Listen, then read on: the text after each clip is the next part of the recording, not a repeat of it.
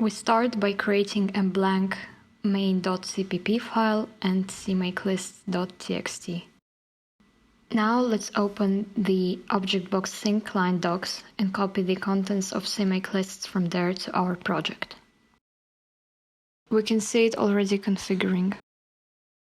Once it's configured, press Ctrl-Shift-P and choose CMake Build to build our project. Now we can start the sync server. For this, we first open the File Explorer and then copy our sync server executable there. Don't forget to allow executing our file by using chmod +x sync-server. Now we simply need to run this executable, providing it with a data model and an authentication option. So sync-server, then --model equals, and here we copy the path to our JSON ObjectBox model file. You can find it in build, deps, ObjectBox, src, examples, cpp gen sync.